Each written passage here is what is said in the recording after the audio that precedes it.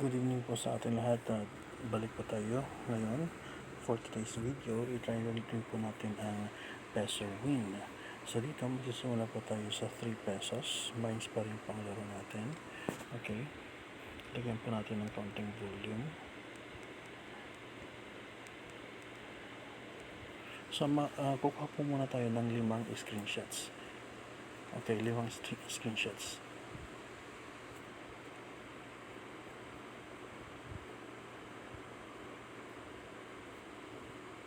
Tapos kahit saan lang po muna tayo pwedeng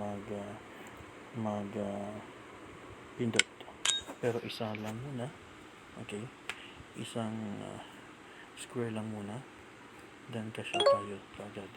Then we started at 860 pesos po. Yun ang cash in natin na amount. Nag-screenshot na po tayo. Okay? Ngayon, the same thing. Okay, kahit saan lang po. Cash out agad. Isang mines pa lang. Then, screenshot. Screenshot po tayo palagi. Anong mines dito? Okay. Okay, pangalawang screenshot po yan. Ayan. Ito ay pangatlong screenshot. Okay. 3 pesos pa rin po.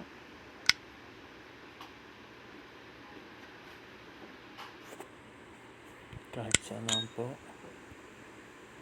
Cash out ka agad. Pang-apat na yung screenshot po. Okay. And then, panghuling screenshot. Okay.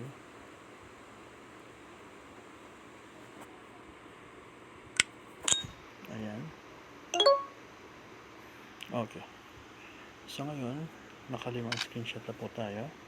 Okay. Magsisimula po tayo ngayon sa 3 pesos. At titingnan po natin ang ating screenshots. Pumunta po kayo sa photos ninyo.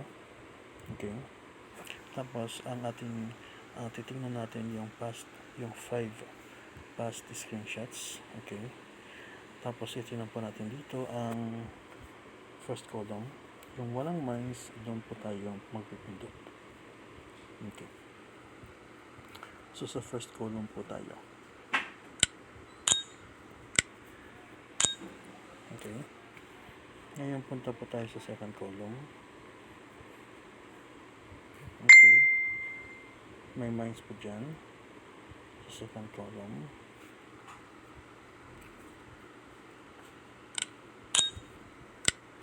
Punta tayo ngayon sa third column. Third column. Okay. Punta tayo ngayon sa fourth column.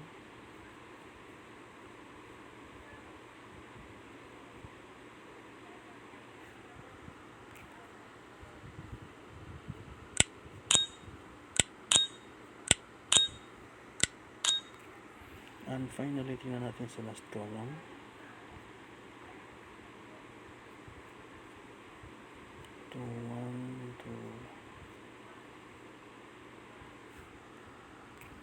Isa lang.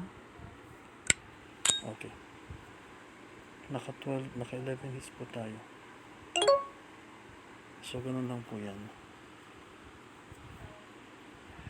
Ulit-ulitin niyo po i-watch yung video ko. Then, para malaman niyo po kung paano maglaro ng mines gamit ang sistema ito. 2, 4, 6, 8, 10, 11 hits po yan. Hindi po tayo nakapindot ng mines. Maraming salamat po. Until sa next video. Ito po yung peso win na app na gamit natin. Thank you.